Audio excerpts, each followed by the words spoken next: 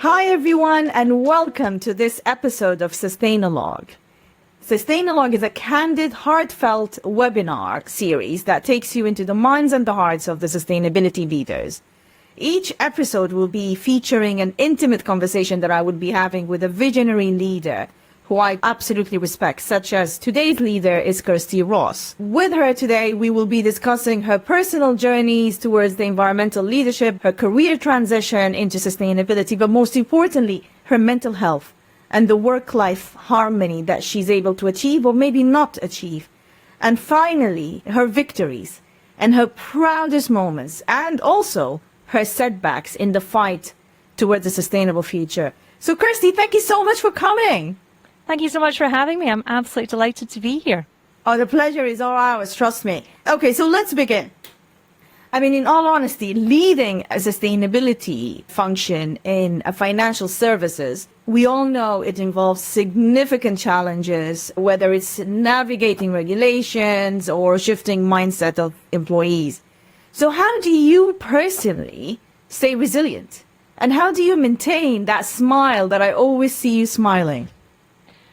So when I was thinking about how to answer that, this is truly the genuine answer, is that I genuinely draw my resilience and optimism from an absolute certainty about the purpose of what I'm doing. I've got no doubt in the science that our reliance on fossil fuels is driving climate change, and we have to find a way to decarbonise. And I believe we can do that and still thrive. I mean, I really do feel that any other sort of alternative suggestion, that pursuing a sustainability agenda is sort of stifling growth. That to me is like putting your hands over your ears and shouting, I can't hear you. There's no growth, economic or otherwise, on a dead planet. So we have to face into the challenges. We have to roll up our sleeves and we have to say, okay, what part of this can I help with?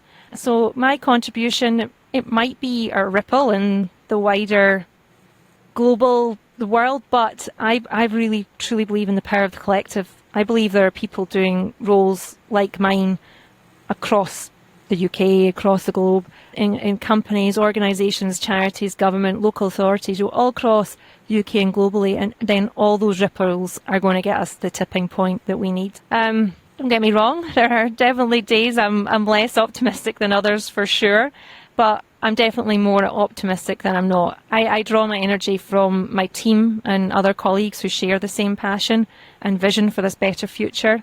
And I mean, I'll not deny the satisfaction in changing the views of colleagues that might previously have been ambivalent about it all. That you get a boost that day when that happens as well. But yeah, for me, it is every morning I wake up and I have this belief in what I'm doing. I mean, there are days where I listen to the news, and it's not just the news, it's the regulation and the reporting and everything that I have to do in my day job. And there are times where I just feel a bit, but something will pick me up. It will be my team, it will be this core belief, or it will be someone coming to me and saying, I thought about what you said and actually I get it now. I think the operative word here is hope. And interestingly, you're the second guest we have who mentioned that word. It's all about hope. Hope what keeps us going. And we don't have anything else to offer other than hope. If you don't hope, you don't have life. That's the thing. That's exactly it. So you've been in the world of sustainability for a bit. Mm-hmm. How did you start? And what was the pivotal moment where you said, you know what? I want to pursue sustainability. So let me go back a little bit. I've been working in sustainability now for 2 years. I was a corporate lawyer for all of my career up until that point.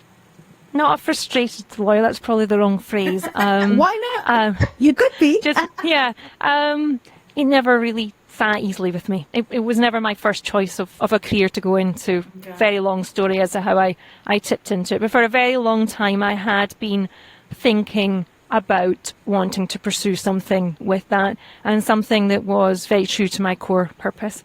And originally, so my personal sustainability, if you like, is very much about food and food waste, and I'm obsessive about it. If you asked any friends about it, they would, you've got all your different friends, and this friend's really good at that, and that friend's really good at that, and lots of friends like, that's something that's good that you do, Kirsty. So I had at one stage thought that I would completely retrain and that I would do a master's in food security, and then my role would be taking that very personal passion and finding a way as to how we're going to feed ourselves sustainably. So I started down that journey. I went back to night school and enrolled in just sort of a foundation class to then progress up that road. But a very wise friend took me aside who also worked in financial services, and she said she wasn't going to let me just chuck out all my years in financial services. Because although I've been a lawyer only in financial services, and that I needed to use that and use my passion and bring that all to bear, but still within financial services, because that's what I knew. And yeah, so I took her advice, and I had a conversation with our previous head of sustainability and did a sort of a secondment, a 6-month secondment, and then as things happened, she moved on and the role became vacant. So yeah, here I am. Do you regret it? Oh, not a single day. Not a single day. I've never loved any part of my career as much as I love this job. So how did you integrate your experience in law into what you're doing today? What I'm sure being a lawyer benefited you. Oh, absolutely. So tell us, how was being a lawyer helped you become the leader that you are today? So there's the technical aspect of it. I think when just the legal training you go through, it's about, taking quite large sets of regulation and rules and process, distilling them down and explaining it then, whether it's to a client or to a stakeholder, as to what that means, what the impact is. So well versed in risk management with a legal background as well. So that's the critical skill that I bring to this job, in that I can take what is very complex and puts a lot of people off, because people don't like to say that they don't know things, and also there's a lot of negativity. It's an emotive, it's a divisive topic. So if you put all of that into the mix, also when you're in financial services, this is only one part of it. There's a whole host of other regulations. So if you've got all of that going on, you don't quite understand it. The only thing that I can do to bring them with me is to take what is very complex and meet them where they are and bring them with me. So that's a really key skill that I brought from my legal career, is just being able to read regulation and such like, distill it down and present it back in a way that brings people with me, but also having that really strong view about risk and risk management. Yeah, they're probably the key skills I brought across. I couldn't have done this job without being a lawyer first. Really? Yeah, I don't think so. I think your fellow lawyers are going to love you for saying that. That's for sure. We had a webinar this morning, and one of the panelists is actually a climate lawyer. And she said that the power she possesses as a lawyer is her ability to take that complex regulations and distill it and explain it in a simple way, which is not a skill set every lawyer has. And this is what she said. When I said to her, well, to be honest, lawyers normally suck the life out of our messages when we give it to them for approval. And for me, as much as I love lawyers because they set me straight, as much as I find it very difficult to convince them not to be too rigid in completely killing my message. And she said, well, this is where you need to choose the right lawyer. This is where you need to choose a lawyer who's passionate about sustainability, but also understands it, so that they can help you then demystify it even further. Yeah. Do you see that happening in your field at the moment, where sometimes you just need to be less, stringent, or is the lawyer hat always on? Everything has to be correct. My lawyer hat's not always on. It comes to the fore in different places. I was working on something last night. You got a sustainability policy that I had to review, and someone commented on how thoroughly I'd gone through it, and I said, yeah, I can't beat the lawyer out of me. So, but my day job now is very far removed from being a lawyer. Whilst I've brought a lot of skills over, that ability to take very complex and distill it down. I definitely don't approach this job as a lawyer, and I'm very pragmatic in my day job. And it's, for me, it's about action. It's about trying things. If you've got an idea that you think might work, then we've not got any time to pontificate and worry about the last. As long as we're doing it, back to that risk management piece, as long as you're doing it with sort of careful guardrails, just try it. If it doesn't work, learn why it doesn't work and move on. So yeah, I'm not that very rigid way. Okay, so if you have an advice to give for those sustainability leaders out there, where you advise them on balancing mental health with all of the changes that's happening every single 2-3 months when it comes to regulations, how would you say that you're balancing your mental health work-life balance with the ever frustrations that's happening with the sustainability regulations changing? So my personal answer for me is running helps my mental health. You do? Yeah. So yeah, I Did it help you? Hugely, massively. I only got into it maybe about 8 years ago, 8, 9. I say only. That feels. I know. When I say it out loud, that feels a long time, like a long time ago. In my head, I got into it just before my 40th birthday. So I think I'm closer to 40 than it turns out I really am. So, and that was a step change for me. And yeah, when it's been a bit of a rubbish day, or it's kind of all getting a wee bit much, I just put my trainers on. I'm very lucky where I live. I live by the coast, and I draw a lot of energy from. I love being by water. I love just putting my trainers on and going and running by the water. There's also, I have a lot of sometimes I take the dog, sometimes she's less keen. I have a lot of my good ideas when I'm out there. It just helps. Something happens just when you get into a bit of a rhythm and a bit of a flow. I think my advice would be is that we're not helping anybody if we don't take ownership of our own mental health. If we fall too much into the working very long hours or getting the overwhelm, we will not be able to do our jobs and have the impact that we want. And this sort of knowledge and insight has only really come with age. I've confessed my age now, but that was part of my answer back to being I couldn't do this job without having done my previous job. And what I mean by that is I needed the years of experience. I just needed to have been working, and I needed to have done all that. I'd done work with really difficult people and found ways through it. With age has come confidence and True. and more self-awareness of, that I now know my younger self. Maybe if we'd been having this conversation 10, 12, 15 years ago, I didn't take as good care as my mental health. It's come now, and I now know the triggers of, okay, it's enough, we need to take a break, we're going to go and look after ourselves.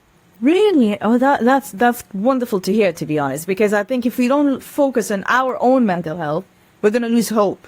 And as the leaders in this industry, yes, we can't afford to lose health, because we're the ones who are driving the change. Yeah. So absolutely. Great tip about the running. Thank you for that. Okay, so if you have an advice for someone who wants to go in and start and be part of the sustainability ecosystem or become a sustainability leader, what would you advise him or her to do? I don't think it was bad advice I was given of start with what you know. I 100% believe that every job's a sustainability job. Yeah. I don't have any great desire to have a massive sustainability team where I am. I've got a small but mighty team, but we will never achieve what we want to as a society if we think it's somebody else's job. If, I don't do that. That sustainability team over there does it. It needs to be embedded and just part of our DNA, whatever the job you do is.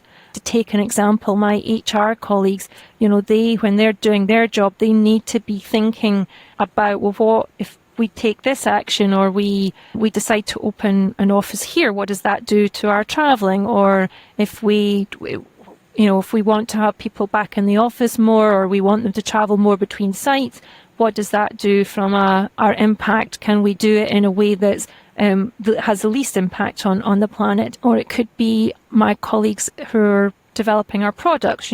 How do we develop this product? Maybe it might help a customer do something for the transition, but just right down to the low level of, can I design this so it doesn't take up 30 pages of printing?